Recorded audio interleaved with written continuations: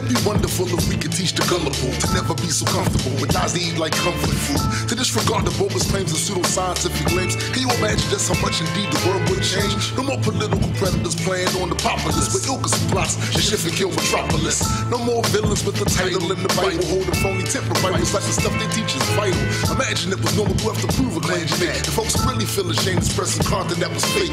It's not to say we never make mistakes, it's just to say we go out of our way to show the evidence it takes. Remain skeptical while you travel the road, the reason stay strapped with logic and fast. That's what it is, yo. Keep reality intact to help the truth grow. Question every claim, especially the ones you believe in. Remain skeptical while you travel the road, the reason.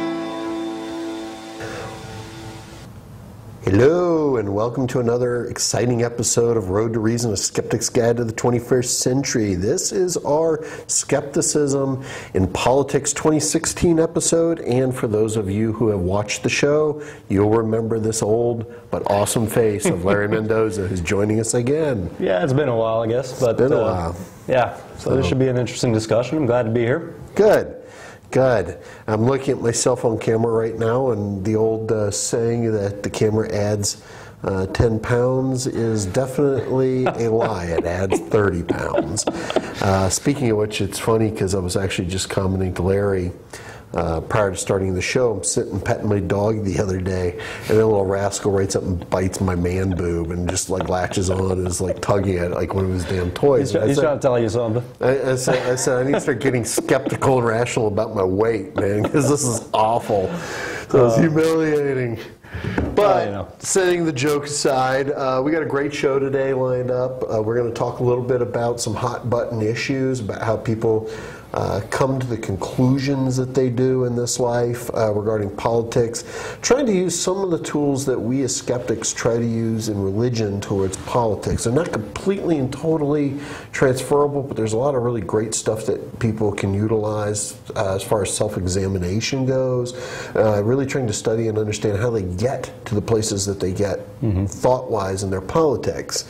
And of course, religion is, or politics is really more subjective than it is really objective. There is some objectivity to it, but there's a lot of subjectivity to it.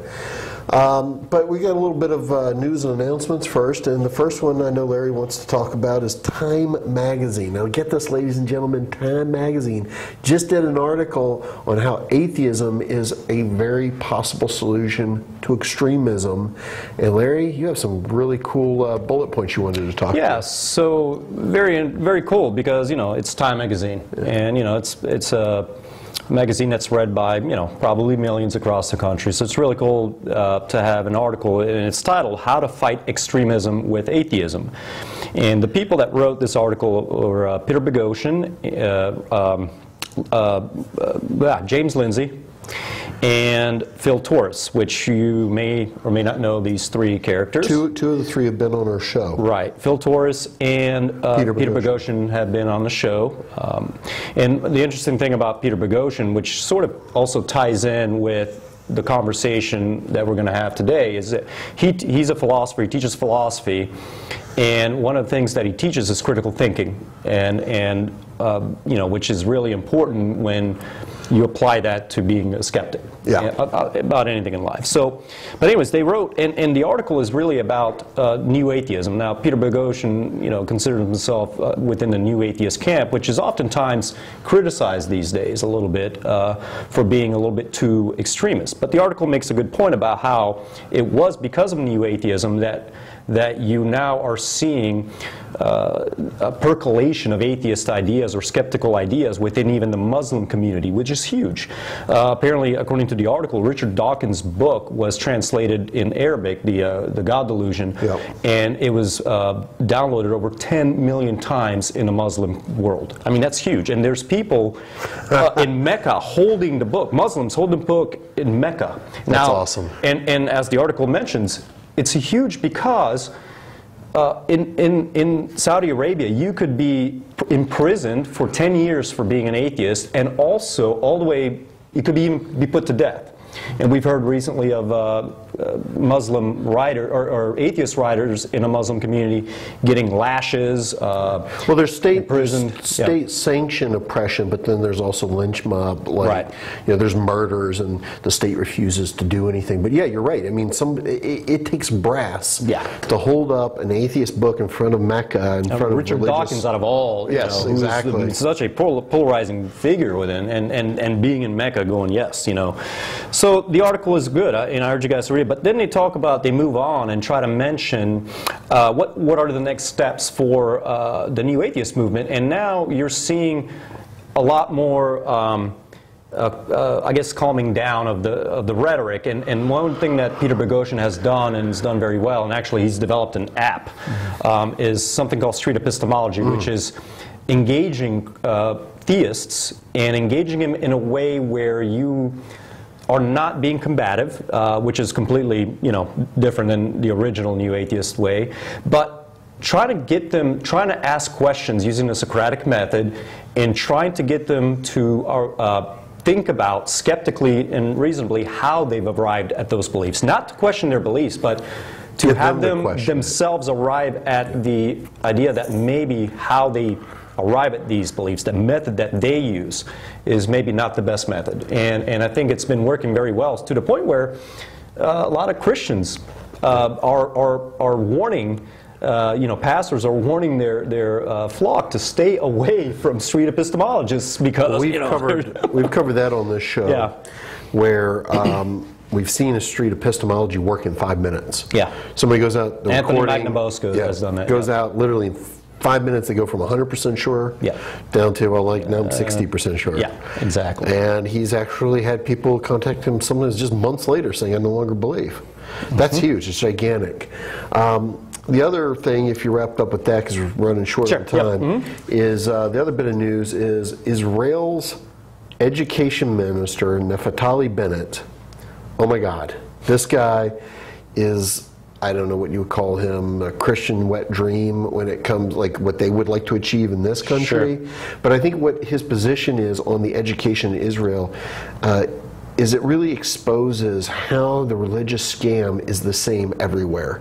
It's run the same, the objectives are the same, which is to push your religious ideology as somehow, you know, it's the only thought process, it's the only thing that's good for the world, that you are doing the right thing, and basically the rest of the world doesn't exist to you. And I want to talk about some of the comments that this guy made. I mean, what's scary is, I mean, this is the education minister in Israel. He is the guy that pretty much calls the shots as far as what kids learn in school. And he is saying that Jewish studies, the Torah, is more important than math and science. More important than math and science. Think about that. And his comments on this, I would like to just quote him. It says, learning about Judaism and excellence in the subject is more important in my eyes than mathematics and science, and it's hard for me to say that. His comments came months after the controversy erupted over a government decision to drop its demands that ultra-Orthodox schools teach science, math, and other core subjects in order to receive increased state funding. Talk about a conflict with secularism. Bennett had originally pushed against dropping the core subjects, but later bowed to coalition pressures. Even though Israel, a high-tech superpower, is an exporter of knowledge and innovation to the world, we must also be a spiritual power and export spiritual knowledge to the world. This is the next chapter of our Zionist vision. In this way, we will return to be a light for the nations, for out of Zion shall go forth the Torah and the Word of God from Jerusalem. Excuse me, I'm chewing that up. We are Jews. We must also be the people of the Bible. This is extraordinary that a so-called democratic country has degenerated to this state. Right. How could anyone believe that Palestinians, Muslims, Christians, atheists could ever receive any type of equality in a country that pushes that, which I hope people understand is why we as atheists care so much in this country about not letting our Christian counterparts get away with the exact same thing here. Right, and there are people in this country as well that are trying to pursue this type of agenda. You put the right people in power, or you put the wrong people in power in this case, and this could happen here as well. And there are people, I mean, documented. There's people Ken that Paxton, the Attorney General of Texas, wants religion in courtrooms. He wants the police to be able to put "In God We Trust" on their cars. I mean, we have public officials with names today pushing this type of garbage ideology. Right. And you know, you look at you talk American Atheist Freedom from Religion Foundation, the folks from the Atheist Experience out of Texas, always talk about how the textbooks there continually seem to have an insertion of religion and removal of secularism. It is happening. It's not a threat. And it's actually happening. It's not even in the science books. It's also in the history books. They're trying to revise history to turn this more into, you know, they really want to push this idea of, you know, this is a Christian nation, and our history, you know, says that. And you know, there is a huge history of religion in the history of our country, yes. However, the country itself was never founded necessarily on Judeo-Christian principles as the way they describe it. So, I mean, that's why we actually have an amendment in our Constitution that says, you know, separation of church and state, essentially. Yeah, well, it argues for that. It argues for that, right. But so what I'd like to do is, if you're a Christian, I'd like you to check out this article online. And I want you to ask yourself, how much of yourselves do you see in this guy? Just switch the word Christian for Judaism. And you'll start to understand where we're coming from as people who don't share your religious beliefs. Or imagine in this country you have a Muslim who wants to push that agenda, and see how well you would like that. We already know the answer to that. Right. And so do you. So I want to talk, we got about a minute before we go to break. I want to talk about a new guest we're going to have come on, someone I'm really excited about. Her YouTube name is Poor Old Kilgore. And Poor Old Kilgore is an attractive woman who's an atheist and a skeptic, and even identifies to some degree as a feminist. And all those things are good according to her. None of that stuff is sexist to her. She talks about sex-positive feminism. She's not afraid of men looking at her. She understands it's a biological thing as long as they're not rude or disrespectful. Right. And she has some really interesting perspectives on atheism, feminism, about the values of each, the breakdowns of where they connect. She's going to be joining us with Kayla Turzak, who also interviewed Steve Shives on our show.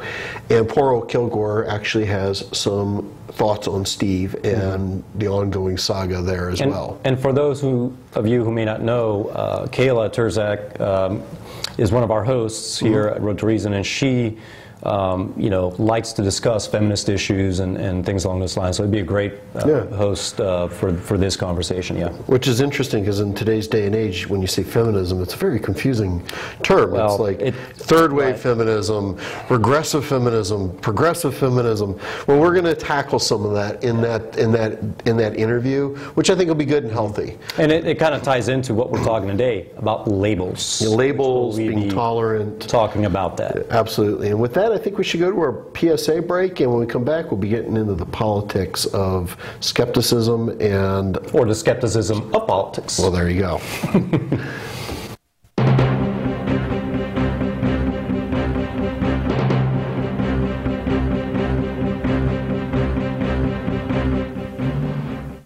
One of the goals of an atheist community is to provide support for those who find themselves without faith in light of mounting evidence against unfounded beliefs. Organizations with this goal range from skeptic groups to humanist service meetups to support groups for those who may have lost a community through their deconversion. In response to this, Recovering from Religion, an organization that seeks to support those who have left their faith, has recently launched the Hotline Project. This is not a deconversion hotline. The motive behind the project is to support a growing population of people who have left their faith and need to construct their identities around a new, beautiful reality. If you want more information, you can visit the Recovering from Religion website at recoveringfromreligion.org.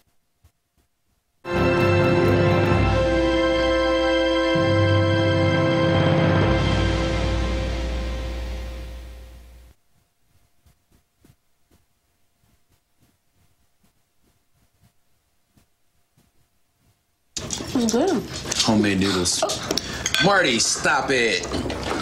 Oh my goodness, I'm so sorry. It reminds me, I've been thinking maybe we should try a new form of birth control. I heard about this one. It's called the IUD, intrauterine device. Or we could try the patch on your arm. Actually, I think that one goes in your butt. Bedsider.org has birth control information and a lot more. And it's... What do you think, then? Arm or the butt? There's a lot of tree branches and dry brush over here. We should probably move the bonfire over there.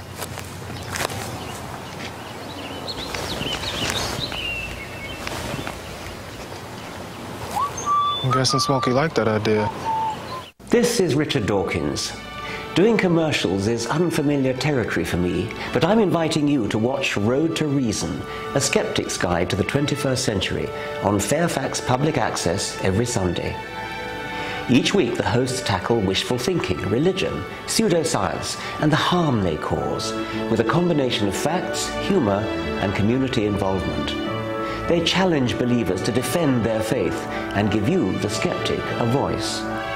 With live call-ins for viewers and streaming on the World Wide Web, there's never a dull moment. Don't wait. Look at them now on Facebook and YouTube, and remember to watch Road to Reason, a skeptic's guide to the 21st century, or there'll be hell to pay.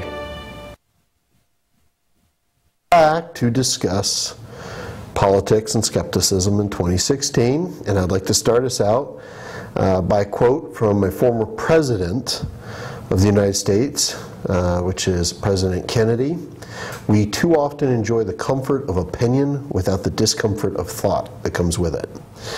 And I think that that is a very poignant statement regarding the subject matter today of what is critical thinking and skepticism, and can we use it in politics. And I want to start out real quick by saying that skepticism and critical thinking is not something that comes naturally to people, which is why we see in this day and age people who call themselves skeptics or call themselves reasonable yet become dogmatic when a so-called sacred cow subject is touched. Skepticism and critical thinking are things that have to be applied actively and daily. And this is something that most Americans, most people don't do because of our inherent cognitive biases. So it's a very tough thing to do. So, and we're going to discuss a little bit today about what this lack of skeptical thinking in politics has led to, and the mess we're in with politics in general. I think that it's highly inappropriate for you to use cows in your discussion that is exploitive of animals, and quite frankly, should I put a trigger warning? Do we need a safe space? I don't know these days anymore. It's okay. Careful what you say. Well, I think we should start with history. Okay. I think a lot of people base their political ideas on things that are politically expedient, and they don't actually have a very deep understanding of history. Like we talked a little bit before the show about the Confederacy, some of the things people get right about it, some of the things people get wrong about it. But just the fact that, like, Aaron Rod just did a podcast recently, and I've always thought I was very astute on the South and the North politics, and he brought up a point that if you go back and you look hard enough, you will find that a lot of the southern states, when they formed this country, were very concerned about slavery being abolished even then, and went to great lengths to make sure that it wasn't. How many people that even know that? How many people could even point out a document that addressed that issue? And then you get to things like people probably couldn't even tell you if I just said 6 presidents ago, who was the six presidents back, who was that? Right. Most people couldn't do that. But all of a sudden, everybody's an expert on Trump and Clinton and their policies of what they do and they don't do in the most benign kind of way, without remembering where these people's positions were even a decade ago. Even a decade ago, right. So it is something where we really do need to look at things like history. And it's from that we can talk about making skeptical analysis of their speeches and of their opinions. And we need to also understand when we're dealing with politics, there are some objective truths about politics, but it's largely subjective. And that subjective nature changes over time. What is relative to, say, the energy crisis now is not the same as it was 30 years ago. So the politics shift. And people tend to latch on to ideas that are outdated and outmoded because they've served them in the past. Right. And I think what you pointed out with skepticism isn't natural. Right. Instinct is. What's worked for me before is what I'm going to hold on to because I trust it. Right. And when you're dealing with politics, you have to be, in my opinion, prepared to have a political revolution in yourself routinely. You have to be able to say, this model no longer works. This is a better model. And here's the thing. You know, we'll talk about labels, and we mentioned it earlier, but the country has been polarized, you know, left and right, Democrat, Republican. And it seems that every conversation I have with people, whether they are Republicans or Democrats, right-wing or left-wing, if an idea stems from one side or the other side automatically is going to dismiss it on the simple basis that it started with the other side. For example, whether you are for or against Obamacare. Obama took that from a Republican idea. It was Mitt Romney who came up with this idea of a, you know. And just so people know, I worked on Mitt Romney's political campaign last season. I mean, I actually made campaign commercials for the guy. Oh, okay, right. I know this to be true. Yeah. I actually worked on it. But why do then Republicans hate it so much now? Well, because a Democrat put the idea forward, and you know, but they didn't seem to criticize it when it was a Republican plan. But this is exactly what we're talking about when we're talking about labels and how people automatically will dismiss ideas based on what label or who put it forward. And so, you know, as a skeptic, you have to acknowledge whether an idea is good or bad, whether it's a political idea, political philosophy, or belief, based on the merit of that idea, not based off of who put it forth. If Hitler comes up with a wonderful idea, you know, we might not like Hitler, but maybe a certain idea might be good. You know, maybe that's a bad example because he really didn't have any good ideas. But well, actually, you know, or maybe the Autobahn was pretty cool. Well, the Autobahn. I like the speed. There you go, the Autobahn. Yeah. So, but just because Hitler did the Autobahn doesn't mean we got to destroy the Autobahn. But that's kind of what we're talking about here, and we have to be very careful about, especially in politics, on how we talk about these issues, because oftentimes it's crosstalk. Yeah. And people don't want to engage in a serious conversation. It's all about just, you know. And I think people struggle very, very deeply with this concept too of dehumanizing the other side, which is they couldn't have anything of value to say. Right. Because, like, I watched a video recently where this woman was speaking to a Trump supporter, and her position was, Trump is racist, therefore you're racist, and you hate black people. Wow, what an in-depth analysis. You know, this person couldn't possibly be supporting Trump for any reason other than the fact that he was racist. Whether you agree with it or not, you know, with Trump or not, I mean, the idea that people can categorize and dismiss, and this is where people have to be able, and I actually was going to say this towards the end of the show, but I'm going to read a little note that I wrote to myself. Being involved in politics, it really requires being involved beyond casting a ballot. It requires building bridges, seeing others as human, and treating them as human, even when they treat you as inhuman. Which is very Christian, by the way. Which is Christian. They treat us that way. They treat us inhumanely that way because they see us that way. Right. We need them to see us otherwise in order to actually challenge their beliefs on how they got to that place of seeing this that way in the first place, which is a street epistemology way. Exactly. Which is getting them to see, like, I'm an atheist, I'm going to be the best example of an atheist that I can be, the most humane person, and I need to challenge Christians who want to dismiss me that way. There's going to be a conflict in them. So this is true in politics across the board. Which is, I can't, like, for instance, the gun control issue. Regardless of where you stand, I don't think either side is evil. I think both sides actually care about people. I think you got one group who sees a lot of people being killed and they don't like it, and their ideas are based off the fact that they don't want to see people shooting other people. You got the other side that sees it as people having a right to protect themselves. They don't want to shoot other people, but the world that they live in is that, hey, people rape, murder, and shoot, and we want to be able to defend ourselves and each other.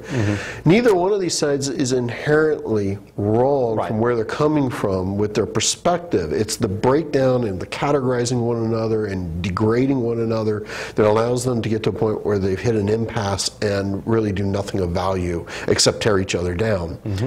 And it becomes emotional. It's an emotional, when it becomes emotional, you're not rational. You're not thinking rational. And that's on both sides. I mean, I've had conversations with both pro and anti-gun people many of times, and you know, neither side can actually give a good reason why the other side's points would be valid.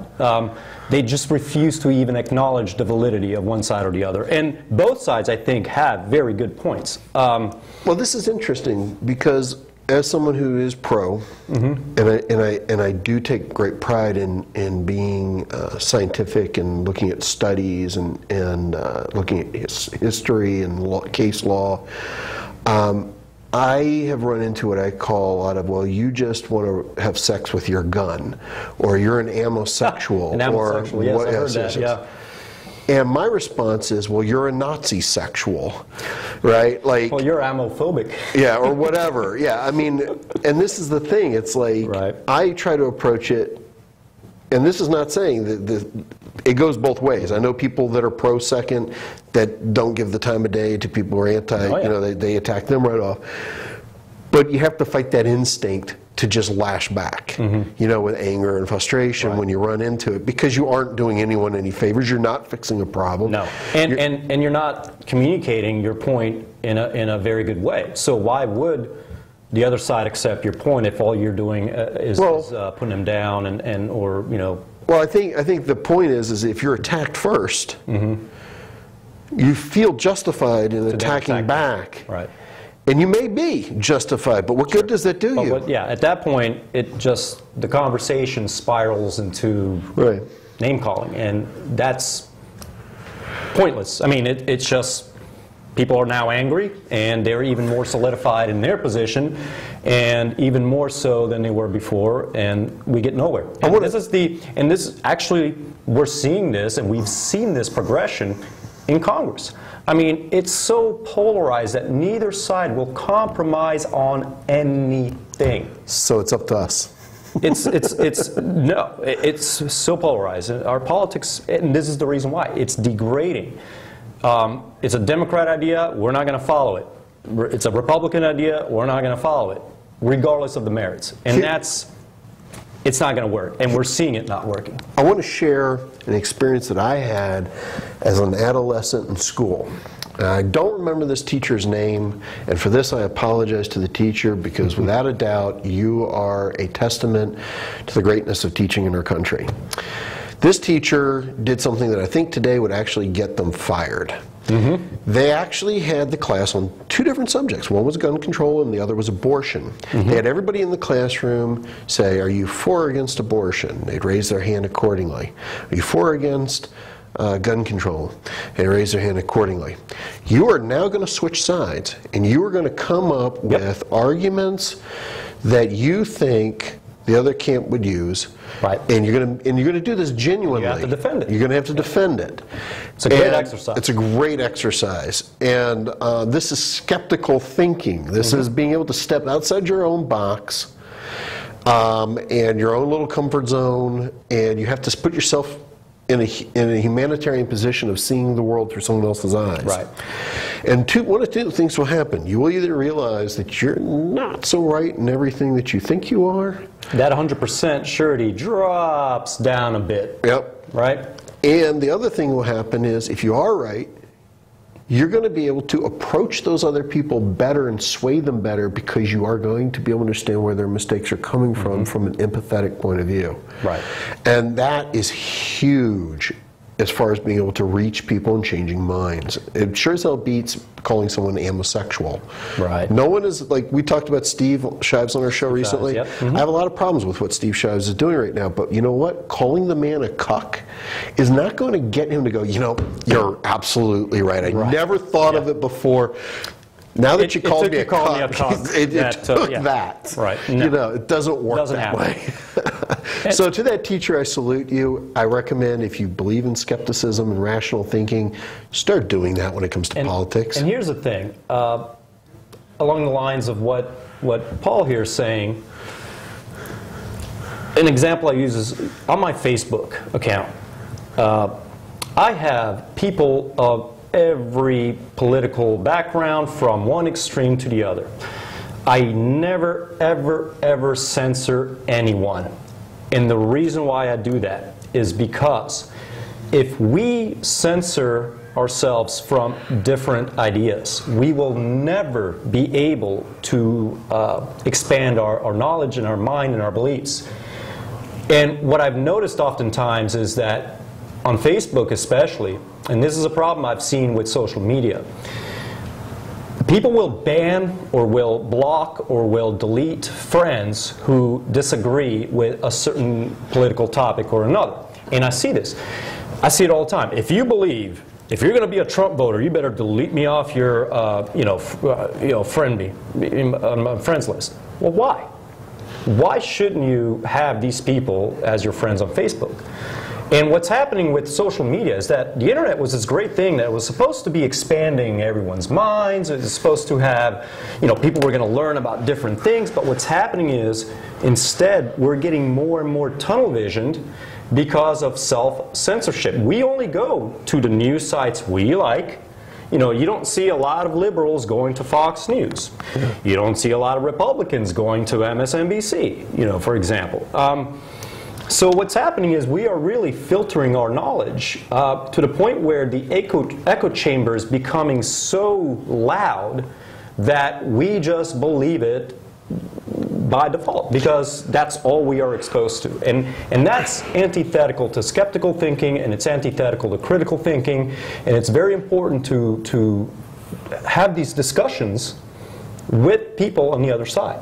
That's why I enjoy it when somebody criticizes my ideas on Facebook, from left or to right or wherever, because it helps me level my head a little bit about things. One of the other things I want to talk about with critical thinking that you kind of brought up here with the internet is, as soon as they punch me up on the camera here, that's all right. One of the things I want to talk about is, you and I come from a generation that's pre-internet. Right. And yes. When people would have political discussions, they'd have to sit down. If you called me a cuck, we'd be having problems face to face. Right. We get away with things in person, or not in person, that we get away with on the internet. Oh, absolutely. The other thing is, we become intellectually lazy. Right. As well through the internet. We are used to people that share our point of views patting us on the back and reinforcing us, while not listening, as you pointed out, to dissenting views, because we just don't have to. We don't have to. We don't have to. Right. We don't share a news media anymore that presents two sides. We go to the news source that reinforces our own beliefs. Right. One recommendation I would make, if you really are curious and you really are into this idea of being skeptical, read books by people on subjects. One, it forces you to slow down your thinking process and digest it Secondly, people tend to put forward their best ideas in books. They're most thought out because it becomes a permanent record. It's also something they're trying to sell, and it means that they probably have vetted it better than just a blog comment. So I would recommend that whether it's an opposing point of view or a supporting point of view, that if a person has written a book on the subject, actually take the time to get the book, look into the book, read it, because I think you're going to get the most honest perspective that that person is going to be able to approach that position from over what they will do on the internet. Sure. So I think books are still, print is not dead. No, I mean, you can get books on Kindle online too. It's not like you have to go and buy a physical book. You can get it online if you prefer to read that way. Although I really think reading an actual book is it's cool. It's cool, you know. Don't even get me started on my book collection. I got was an atlas that's 300 years old. Yeah. And books have histories of their own. Sure. You know, looking at old books is a great way to get common historical perspectives too, because there's ideas that have died. Right. There's ideas that have evolved. These are all great, going back and looking at history. You know, one of the, going back a little bit to the issue of history of our country and what people don't know, why do you think that there are people that are for big government and people that are for small government? Well, it starts all the way at the inception. You had your Federalists and the Anti-Federalists. Sorry. Right. And that's exactly it. And both were integral in the founding of this country. As a matter of fact, if it wasn't for the Anti-Federalists, we would not have the amendments we have today. The amendments were basically forced upon by the Anti-Federalists to ensure personal freedom of individuals. Because why did this country was formed? Well, we fought a revolution against what they considered to be a tyrannical government, a tyrannical dictatorship, essentially, from England. So it is to no surprise that we have people who, libertarians, for example, who are very small government oriented in everything. That ideology did not grow out of the blue. It is remnant from anti-federalist ideas. So that's why it's important to understand and to mention the Constitution is the ultimate compromise document. And you know, it's not, once the founders sat together, it's not like they drafted this thing and everybody's like, yep, we all agree. No, it was a lot of back and forth, changing. I mean, a lot of disagreement. A lot of them went on to write books in their own time about their positions on these issues. So when you want to talk about what the Founding Fathers meant, you have to actually not just look at the Constitution, you have to look at like why they wrote what, or supported what they did. You also want to look at state constitutions. A lot of state constitutions sound very similar to the federal Constitution, but a lot of them actually build on it. You know, they go and explain it even further. Even further, right. And because if it was an anti-federalist state, you know, it's going to have a much more enriched personal liberty kind of writing to its state constitution. If it was a federalist, it's more of a benign kind of like open to interpretation. Thomas Jefferson, speaking of an anti-federalist in Virginia, Thomas Jefferson was an anti-federalist. He was part of that camp. But you know, but you can't count him. He owned slaves, therefore you can dismiss him. Well, yeah, right. But the thing is that how many people think of Thomas Jefferson as one of our founders? Well, he is. However, he was an anti-federalist, so he actually supported many libertarian views. But you know, most people don't even know that. And so, but that's the thing.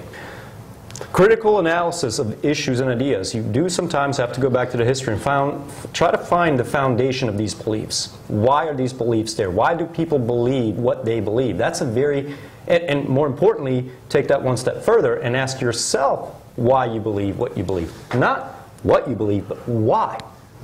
And how did you arrive at that? And this is, you know, I think part of the issue that people just don't even know how to do anymore. It's or don't even think to question their own ideas. Yeah. Well, I want to talk a little bit about the dogmatic language that we see in current politics. Right. When I hate euphemisms. They're a substitute for critical analysis. When I hear comments like "Make America Great Again," what does that even mean? What does it mean? It's a useless statement. It's utterly useless. It's like yelling USA, USA, USA. Right. First of all, these things are offensive to people who don't relate to them. They make you look ignorant because you are. You're espousing an ignorant terminology because you don't have something substantive to say. Ask any of them, what does Trump even mean when he says "Make America Great Again"? Right. This is important. Or if you think that Hillary Clinton supports gay rights. Right. Go back and look at her just 8 years ago where she definitively states, I do not support gay marriage, that I believe marriage is between a man and a woman. And if you've somehow convinced yourself that this person somehow supports gay marriage, it's only because it's politically expedient to do so, whereas before it wasn't. So why would you become so, I don't know, imbued with this dogmatic sense that this is the right choice, this is a real American? In either one of these camps, these people, in my opinion, are both genuinely dishonest. You know, a lot of the same issues and some of the different ones. You got one of them who I think is I may be wrong, but I think he's a blithering idiot, and I think the other one is a war hawk liar. And not defend those statements. Well, I can't, and that's the difference. I can point out actual things that they both said and done. Right. And I expect higher expectations of a person who's the head of the entire, I hate to say it, they are the head of the world. Because what basically U.S. policy pretty much dictates what goes on in the world. I mean, there are exceptions to this, but the reality is that, you know, through our economic and military strength, with over 50% of the countries in the world we have military bases, we have a great deal of muscle to flex.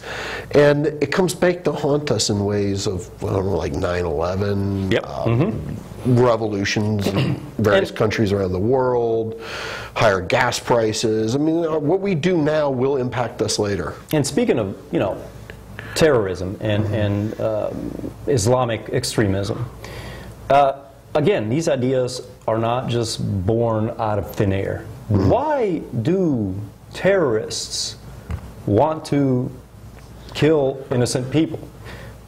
And don't say because they hate freedom. Well, I was because say, that is an absolutely ignorant statement to make. It's not because Satan hatches them from eggs? Yeah. Well, there is a reason why these people do this, and they are obviously very, very convicted and with these beliefs, that to the point where they're willing to kill themselves in the process. That is conviction. Well, this is where I run into some issues with Sam Harris. I love Sam Harris. He's a great guy. I think he gets a lot of things right. But I think when you look at, like, it's interesting because when you look at things like Afghanistan and Iran, there was a time like in the 70s where women would dress like every other woman. Very westernized, yeah. And so then the Taliban and these, you know, the Mujahideen and the USSI and some of these other groups that came into power kind of changed that. But who was backing these groups? You know, who was supporting these overthrows of various governments and putting the arms in the hands of the worst possible people? And our policies were there, and people don't remember this. A lot of people woke up on 9/11 and were like, Afghana what? Yeah. It's like you know. What was it? Who was it that said the chickens came home to roost? Was it Malcolm X? I think it was Malcolm X when they killed Kennedy. He says like the chickens came home to roost. And this is one of the things. If you are ignorant, if you want to vote for Trump because he sounds like a good, honest American, or you're going to vote for... He speaks his mind. He speaks his mind. Well, I haven't heard one thing that man has said that has any substantial value. Well, I have actually heard two. Two? I've heard two. Well, that's two more than I have. I mean, but the point being is, as a whole, he's crap. As a whole, Hillary is crap. We can do better, America, but we have to start applying critical thinking when we go to our local elections. We have got to start putting, you know, I actually think we do better, make more impact on our grassroots politics than we do even on the national. Well, you bring also a good point, because here's the thing, and you know, during the primaries, the Democratic primaries with Bernie Sanders, right? All of a sudden, every Democrat that supports Bernie Sanders is, you know, upset about the superdelegates. Yeah. Superdelegates are stealing the election. Okay. Did anybody ever question who or why these superdelegates are there? How do they get to be, how do you become a superdelegate? So one of the things I've always told people during the primaries, like, don't be upset at what's happening in the primaries. Because if you are only a presidential voter, then you cannot be upset. Vote in every single local election, because that's who these people are. They're local elected officials in, say, you know, school boards, local school boards, or local county government boards. That's who these people are. So if you want to change the system, you have to change it from the bottom up. It's not going to happen once, you know, you're voting for president. And the system's already there. Yeah, this is what we call changing the culture. Right. Which is that when you see Christians, or like this Jewish guy in Israel that's on the Board of Education, they got it figured out. Yeah. If you really want to change things, you have to do it on a grassroots level. You have to be involved, to say, in your public access stations. Exactly. You know, you have to like show up at your county board of elections. You know, you kind of have to like, you know, figure these things out. And also, a lot of people don't realize that we've had 4 presidents that were elected by the Electoral College over the popular vote. Sure. So when push comes to shove, the presidential election will go to who the Electoral College says it goes to. Which is, by the way, the Electoral College was put in place by our founders because they did not trust the common people to make good choices.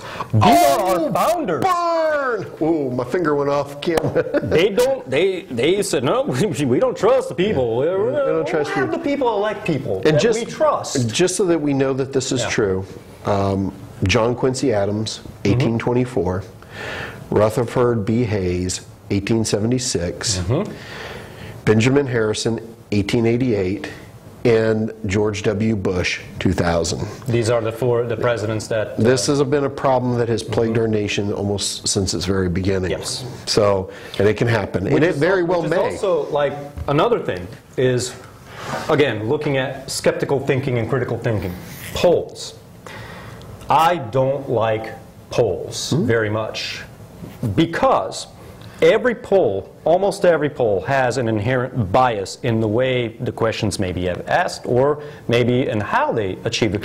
If polls, if somebody calls you on your cell phone and asks you to be part of a poll, okay, and you answer and whatever, and so they get all this data. Cell phones, okay, who has cell phones? Well, a lot of people do, but some of the older generation do not. So just by that method, you're now skewing your results by only those who have cell phones. But if you reach people by house phone, well, now you're really skewing your results, because the only people that use house phones these days are older generation people. You don't get the younger people. So one way or another. Where you get those cell phone numbers from, too, is also important. Also, like, let's say that CNN or MSNBC is running a poll. You think Fox people are going to be showing up to answer that? Right. No. So it's a real issue. And that's the thing. And so, you know, you always have to look at polls in a grain of salt. But additionally, going back to the Electoral College, it doesn't matter if the popular vote, or what the popular vote is, because the Electoral College, right now, Clinton, the Electoral College it's on her side, and Trump, the Republicans have a lot of ground to cover to make up for that Electoral College. It doesn't matter if 90% of people in Montana like Trump, because at the end of the day, Montana's got what, 2 or 3? It's 2. It's 2? Montana, I think it's 2. Versus California, that's got what, like freaking 60 or something like that, or not 60? It's like a 30. I think it's like. It's more than I recall. Yeah. Yeah. So, anyways, again, when you look at polls, what are they telling you? Well, yeah, they can tell you what the majority of people want or believe or accept, but it's not going to tell you who's going to win the election because of our Electoral College. So you need to get informed on that. before you start forming beliefs about, you know, how we choose our presidents. Well, I think I want to talk, you know, a little bit about with the skepticism. When I say I apply skepticism and rational thinking to politics, I need to identify what that really means to me. To me, it means applying standards of decision making that I feel will bring a homeostasis to the environment of which I live in. Right. It's about improving life, about my conditions, not solely my conditions, because it's not about being selfish, because if we're selfish, we do things for us that, as individuals, that affect the broader community, which ultimately come back on us. But and I want to look at my notes here. It's important to have an environment where you know, everybody's doing well, because by everybody doing well, you will do well as well. The term I used was increasing our welfare. Increasing our welfare, right. And so that's what I'm trying to do. And I come, you know, it's kind of like we talked about the show about, like, with the Confederate flag and the American flag, and despite what your position is on the Confederate flag, staying, going, merchandising, whatever, the average person who likes the Confederate flag, I'm pretty sure, does not want to own black people. The same way, the people that fly the American flag probably don't want to exterminate Native Americans and force them onto reservations. Someone like myself who identifies as socialist communist, who would, and I don't believe in labels and symbolism and stuff so much, you know, if I were to fly a flag, it would be the hammer and sickle. Doesn't mean that I want to run gulags and kill off 20 million people or whatever. When we see somebody with a symbol, or they use a label, they call themselves a feminist, and we automatically dismiss them. Right. We don't know what type of feminists they are. We don't know what their standards are. As a skeptic and critical thinker, I need to also imbue myself with a sense of finding the humanity in every person that I deal with, taking the time to really ask them what their positions are, regardless of the rhetoric they're pushing. If I really want to make a difference in this world, it's incumbent upon me to be tolerant. It's incumbent upon me, if I'm the one claiming that I want real positive change, to make that change, regardless of what other people's behaviors are. Right. And that means, like, when somebody's doing something that I could misinterpret, you know, the other question is, what battles do I want to fight? Like, one of the things we talked about was, you can have two people be right when you're dealing with politics, but one's more right on something. And we're talking about green energy and about windmills, you know, wind power. It is great. It's clean. There's not a lot of environmental fallout from it. But then comes along someone who says, you're killing birds. Birds flying into these things, you're breaking their necks. I know people who are actually animal rights activists, and this is a huge thing for them. They're against windmills because of this very thing. It's not to say that their point is invalid, but we as a species are not going to stop using energy, so we have to look at this case as to what impacts the environment the least. Right. And I know some of these people are so entrenched in this ideology, they will go to war with you over it, and they will not be flexible. And they're not contributing to the process of making a modern world that is increasing our welfare. Yeah. So they're just arguing a dogmatic position that is not going to win. The thing. If you are against, say, the windmills for renewable or clean energy anyway, and you don't like that, so what is the alternative? What is your alternative to that? What would you put forth? And think about that, because, you know, nuclear energy.